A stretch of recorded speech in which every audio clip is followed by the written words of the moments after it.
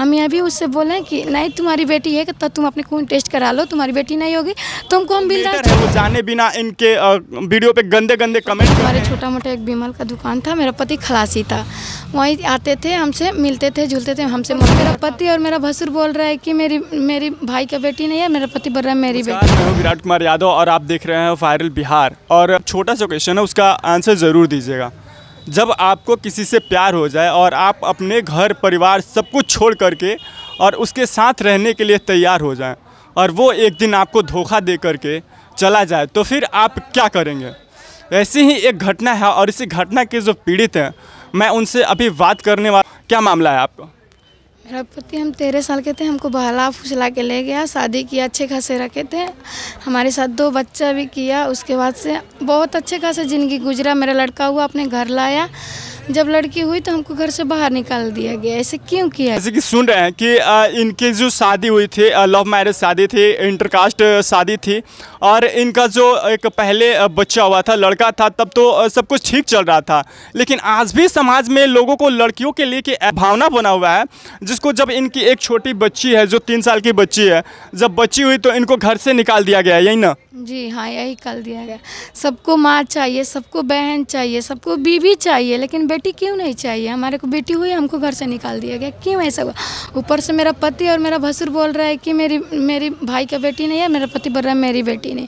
हम ये भी उससे बोले कि नहीं तुम्हारी बेटी है तो तुम अपने खून टेस्ट करा लो, तुम्हारी बेटी नहीं होगी तुमको हम बिल्दास छोड़ के चले जाएंगे, तुमको होगी तो तुम्हारे पास हम रहेंगे, क्योंकि नहीं हम घर के हैं नहीं घाट के, क्योंकि तुमसे हम भाग के शादी किया। मेरा घर वाला भी नहीं रखेगा, हम कहाँ जाएंगे बताइए? हम दूसरे को झाड़ू पोछा करके अपने बेटी को मुंह देख के जी रहे हैं। भाई हम कब तक जिए? 3 साल तक तो जी लिया, बर्दाश्त नहीं हो रहा, तब ना उसको हम कॉल किए, बात करने का प्रयास करें तो उसके बड़े भाई बात करने नहीं दे रहे। ऐसे क्यों हो रहा है हमारे साथ? आप लोग बताइए। कैसे शुरुआत हुई थी आप लोगों की? कहाँ मिले थे आप अपने पति से? हमारे पति, हमारे छोटा मोटा एक बिमल का दुकान था, मेरा पति खलासी था, वहीं आते थे हमसे मिलते थे झूलते थे हमसे। मम्मी और पापा भैया हमसे सबसे दोस्ती था उनका, लेकिन मेरे मम्मी और मेरे पापा कोई नहीं जाना कि मेरी बहन के साथ मेरे बेटी के साथ ऐसा चल रहा है, लेकिन हम लोग का चलता था ऐसा। चलने के बाद मेरा पति हमको बहलाया फुसला, बोल रहा है हम गाड़ी छोड़ के जा रहे हैं बाहर, हम तुमको कॉल करेंगे, जहाँ बुलाएंगे वहाँ आ जाना। ये नहीं बोला कि शादी करने के लिए। हम बोले ठीक है। वो गया, 1 महीने कुरेट रहा, बाहर में रहा और रूम वूम ले लिया, हमको आया बहलाया फुसलाया, लेके गया, हम चले गए उसके साथ गए। हम 1 महीने गुजारे, उसके बाद से हमको अपने घर के याद आने लगा, क्योंकि हम नाबालिग थे, 13 साल के। याद आने लगा, हम रोने लगे, तो वो बोले कि देखो हम तुमसे शादी कर ले, अपने घर जाएगी तुम्हारे भैया पापा मार के फेंक देंगे। तो हम फिर भी और डर गए कि सच में मार के फेंक देंगे। तो ये बोला मेरे पास रहेगी, क्या चीज़ का? तुमको खाने की दिक्कत है, पहनने को? हम बोले नहीं, कुछ भी का दिक्कत नहीं हुआ, अच्छे खासे ज़िंदगी ने बढ़ते चले, खुशी खासी से एक लड़का भी हुआ हम लोग का। हम इतना भी बोले हम बच्चा भी नहीं रखेंगे, मेरा उम्र नहीं है। तो बोला कि ठीक है, नहीं रख लो, कि एक हम लोग का सबूत हो जाएगा तो हम अपने घर ले जा सकते हैं तुमको। हम बोले ठीक है। तो हम रख लिए, बच्चा रख लिए, हो गया लड़का। तो मेरी सासू, मेरी ननद का शादी था, बुला ली। हम आए शादी में, अच्छे खासे रहे, शादी का ननद का हो गया। मेरा पति 1 महीने कुरेट रहा, मेरी लड़की रह गई। जांच लोग करवाया तो बोला कि लड़की है। लड़की होने के बाद से मेरी सास मेरे को खाना पीना सब बंद कर दी। फिर भी हम बर्दाश्त करके चिवड़ा और बिस्कुट खा के वो घर में हम जी रहे थे। पैदा भी लड़की को हॉस्पिटल में हमको बर्दाश्त कोई नहीं ले जाने वाला था, हम घर में लड़की पैदा हो गई। पहले वाला सीजर से हुआ, दूसरी वाली घर में नॉर्मल हो गई, जरबस्ती, कोई ले जाने वाला नहीं था हमको वाला था, तो इसलिए लड़की घर पे हो गई। बाद में मेरा पति लेके गया अस्पताल हमको, फिर लड़की हुई तो मेरा पति 4 दिन हमारे पास रहा, 4 दिन बाद रहा, 4 दिन के बाद चला गया। मेरी सास सेवा की, 1 महीना तक हमको सेवा पानी की, तब तक मेरा भसुर जेल से छूट के आया। तो हम नए थे, नहाए थे, हम उसको देखे नहीं थे हमारे, तो हम देखे तो मेरा लड़की हुई तो अच्छा खासा मेरा भसुर भी 4 दिन गुजारा। ठीक है, 4 दिन गुजारने के बाद से मेरा भसुर में जोड़ हो गई थी, काम करने का हिम्मत नहीं कर रहा था, क्योंकि हम घर में बच्चे पैदा किए थे, बहुत ज़्यादा ब्लीडिंग गिर चुका था, थक गए थे। तो मेरी सास और ननद मारने लगी हमको, बिना मतलब की मारी। तो मैं भी अपनी ननद को बाल पकड़ी, क्योंकि जितना वो मारी उतना हम भी बाल पकड़ लिए उसको। फिर मेरा भसुर सिवान से आया, जेल से आया था, तो सिवान में छुप के रहता था, पुलिस आता था घर में 2 बजे रात को, मेरा भसुर भाग जाता था, तो सिवान में रहने लगा। तो आया तो झूठ साँच बोली वो लोग, कि झूठ सच बोली कि हमको ये लोग मारी है। तो मेरा भसुर नहीं, हमसे पूछा नहीं, किसी से पूछा, हमको बिजली के तार से और डंडे से, झाड़ू से हमको बहुत मारा। ऐसे मारा कि मुझके घर के कुछ है भी नहीं, ऐसे मारा और घर से बाहर निकाल के रात भर बैठाया था। तो जैसे देख रहे हैं कि एक पहले तो एक छोटे नाबालिग लड़की को भगा करके बहला फुसला करके ले जाया जाता है। उसके बाद जो पारिवारिक उत्पीड़ना है वो अलग किया जाता है। पारिवारिक उत्पीड़ना के बाद ये जो महिला है इनको घर से बाहर निकाल दिया जाता है।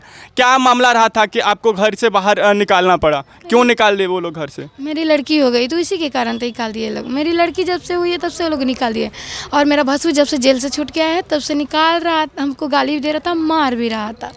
हमको क्यों मारता था? मेरा पति था थोड़ी था, मेरा पति का हक था माने। मेरा पति 2 बच्चे की माँ बना दिया, कभी भी हमको हाथ नहीं लगाया। लेकिन 3 साल से हमको बहुत गाली दे रहा है। लेकिन पहले नहीं गाली दिया है, नहीं मारा है, हम उसको आरोप नहीं लगा। तो आपका पति जो है वो आपके भाई के कहने पे आपसे बात नहीं कर रहा है और वो आपको नहीं रख रहा है? हाँ, अपने भाई के कहने पे हमको नहीं बात कर रहा है, नहीं रख रहा है। ऐसे क्यों कर रहा है? वो अपना मेरा भसुर अपना 14 तारीख के घर द्वार बसा लिया और मेरा घर उजाड़ दिया। ऐसे क्यों कर रहा है? हम भी तो किसी की बेटी बांधते हैं। और भैया लोग गंदे गंदे आरोप लगा कि जैसा कि वो सब हो गए। ऐसे क्यों भैया लोग कर रहा है? अपने गलती को रिस्पेक्ट किए हैं कि हम एक हाथे थोड़ी ना ताली बजाए। दोनों हमको बहलाया फुसलाया, लेके गए, हम गए हैं भैया हम आप लोग से।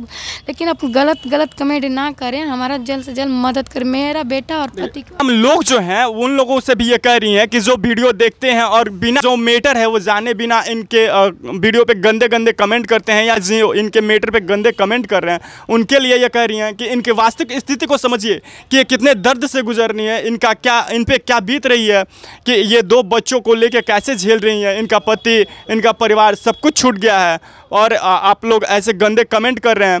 तो अभी आपका पति से बात हुआ है? अभी पति से आपने कब बात किया था लास्ट में? हम 5 तारीख तक बात गए। मेरे पति बोले कि तुमको 3000 रुपये भेज रहे हैं, बबनी को कपड़ा कीन देना। बोले हमको पैसा नहीं चाहिए, आप आइए ना, 3 साल बाद आप भी आइए, बनी को देख लीजिएगा और हमसे भी वेट हो जाएगा, आप आइए, बस यही बोले। वो उसके बड़े वाले बहनोई के बोला था कि आप दे दीजिए उसको 3000 रुपये। बोले उनको क्यों भेज रहे हैं, आप आइए मेरे पास, आपको हमको भेंट करना है आपसे।